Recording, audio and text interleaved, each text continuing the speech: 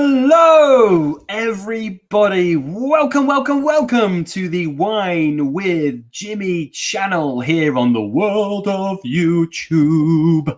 So I'm so delighted to have you on board. Thank you so much for stopping by to this channel dedicated to wine education to help everybody understand wine better, but also really focusing on helping those of you studying wine for wine qualifications such as the WSET.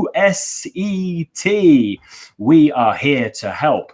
Here on this series, we are looking at the world of pink winemaking. It is pink winemaking in English, but we tend to call it by the French in the world, which is Rosé winemaking. So as always, on these videos, please do get in touch with any of your questions, any of your comments or concerns, and you can do so below on the video here. So put it in the comments section on YouTube, and make sure whilst you're doing that, you click the button that says like, and you click the button that says subscribe for weekly updates on this channel of wine education. Okay, so let's look at the schedule for this mini-series. It's not an exciting TV mini-series, but it's a wine mini-series. And you've got 5 parts to this. Part 1, this part is available as free content on this platform of YouTube. Parts 2 to 5 will only be available on my e-learning portal that's available at winewithjimmy.com. Has a huge amount of exclusive content, plus lots of other helpful things to help you with your wine studies. Please visit, take a look, and if you have any questions, get in touch. There's also another way to get in touch by social media. If you are that way inclined and you're one of these Vinstagrammers, then you can get in touch by one of the social media handles at the bottom of each slide. Okie dokie, let's begin with our little look at an introduction to rosé winemaking and then going straight into the first methodology, talking around direct pressing. Okay, so pink wines or rosé wines can come in an array of styles, a real range of styles. They can range, of course, from the ones which have just a little hint, a blush, a little touch of colour to them, all the way to those that are deeply coloured and look more like red wines. And those lighter, more delicate ones can often be more like white wines with fresh primary white fruit characters, whereas the deeper coloured ones that look more like reds often are a little bit more like red wines and have red fruits and spices and a bit more structure behind them. We often call those ones the more gastronomical rosés. They're the ones that have that deeper colour. A lot of Rosado from Spain or Tavel, for example, from down in the southern Rhone. Also, rosé pink wines can range in sweetness levels.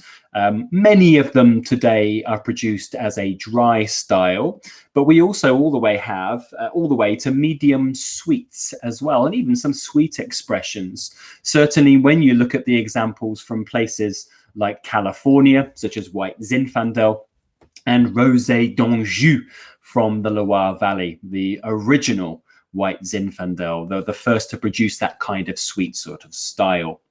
So really this series that we've got here, parts 1 through to 5, will focus really on the key methods on influencing the colour and the aroma in these pink wines. And we'll look at the other options too later on in viticulture and vinification, such as practices, harvesting decisions, and fermentation and maturation decisions as well. Let's get into our first methodology, the world of direct pressing. And here I've got some nice sort of diagrams for you to give you a bit of a pictorial effort in terms of understanding this process. Okay, so direct pressing. This method makes some of the lightest, the most palest colours of the rosé or pink wines.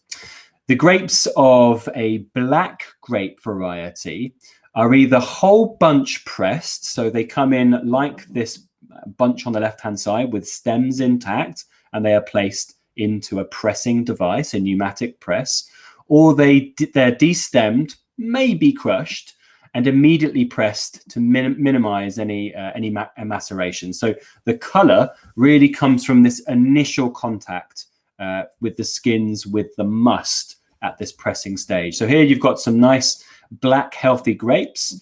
It's gone into a press, and what comes out of this is minimizing the extraction, the maceration. Okay, so let's have a look at the next steps after this.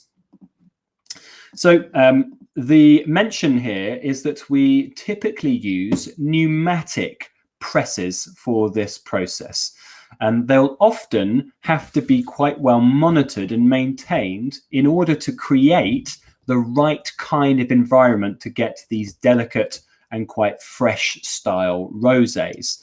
And the way of obtaining that is by flushing these machines, these presses, with inert gas. So that's what I'm showing you here.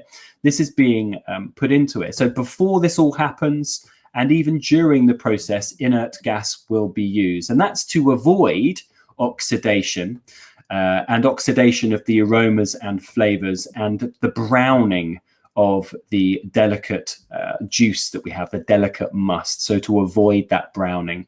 So it's all about protection at this stage, because it does make some of the most delicate styles of rosé. So the next thing to talk about here is that the juice then that is obtained from this very delicately colored juice, is then going to be treated from this point like a normal white wine. It's going to be fermented like a typical white wine. So this technique will tend to make the rosés and pink wines, which are the lightest in color. But this will really depend on the pressure that is used when pressing the grapes, the duration of the pressing time, and of course a longer pressing time will mean there's going to be some more maceration on the skins, and also how much press juice is used. Really the middle one is important there, the time, because of course if you do adjust the length of maceration at this very early stage before fermentation, it can increase the color just a little bit. So it can make a slightly darker one, but many of them avoid that. Typically, there are some classic styles. Wines made by this method, very classically in the south of France and specifically around places like Provence, are called vin gris, so our grey wine. And they include some of the lightest coloured southern French wines. You may see vin gris on the label, or you may hear winemakers talk about their light rosés as vin gris styles. And just a little mention here as well about further options that may be possible for direct press. Depending on the local laws, legislation and regulation of that area, specific area, white grapes can also be co-pressed and co-fermented with black grapes.